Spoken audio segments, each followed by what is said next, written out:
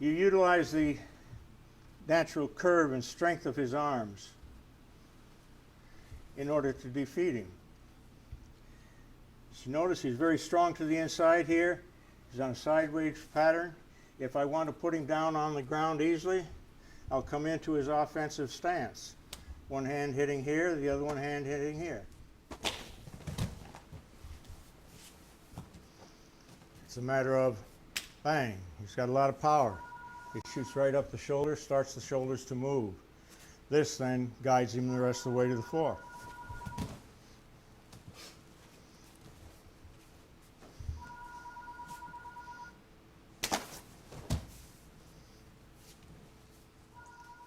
If he puts his hands up into a karate stance, now his capabilities are both with his hands and his feet. If I block to the inside, his foot can come up. If I block to the outside, his foot can't come up. I take his balance off of his left side, coming down. The foot now is no longer a weapon, but it's an asset to me.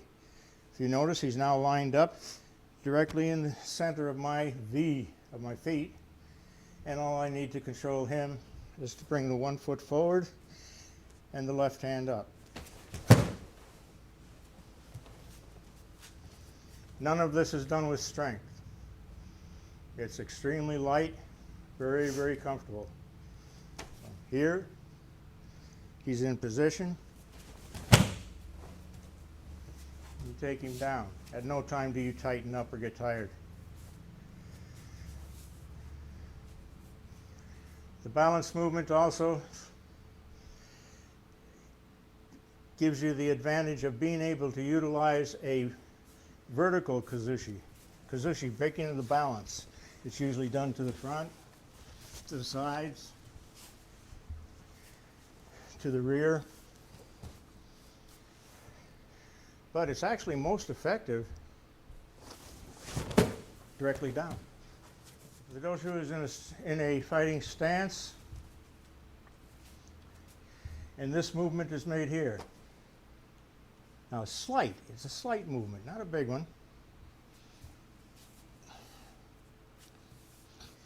You find that from the shoulder down, his shoulder has now come back to where it's just even or a little bit beyond the heel. He has no structural support from the heel to the shoulder. If I pull him backwards, he'll step backwards. If I push him forwards, he'll step forward. But if I allow the weight of my hand to come on the shoulder, he goes down because there is no structural support from here to here. It's only a matter of 1 or 2 inches. And it can be capitalized upon either by the back of your hand touching the top of the shoulder,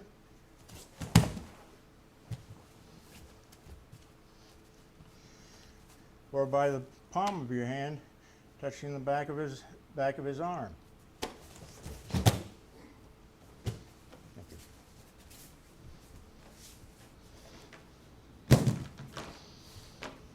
We now have an added weapon. People think that it's neurological because it acts so quickly. It's not neurological, it's balance. If the Doshu and I are faced off,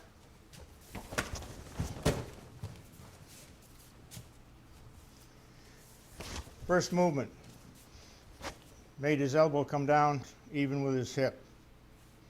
Second movement made the shoulder roll forward and then back. It's just like if you try walking forward and you stop, your body's going to go backwards a little bit in order to regain your balance. You walk backwards. When you stop, your body corrects itself by coming forward.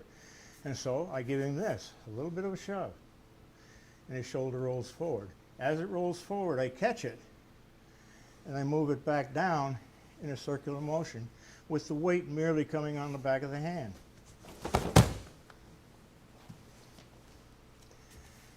Done at full speed, it's a very, very quick, very hard fall. Come in hard.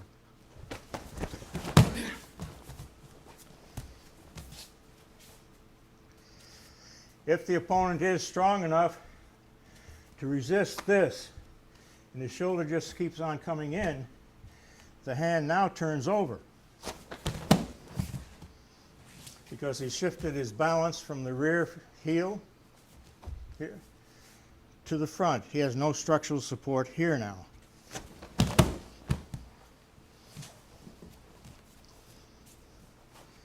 And so it makes you look like a magician.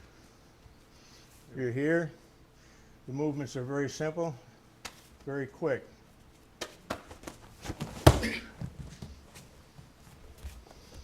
If you break your posture to reach for him, you're not going to be able to do the technique because now you're working with only the weight of the arm. As it comes in, you keep your posture upright. Palm of the hand goes down on top of the shoulder. The hand turns over. It turns over. It's almost like a gooseneck. The wrist is coming into the hollow point in the elbow right here. That continues the break of his balance and guides him to the ground.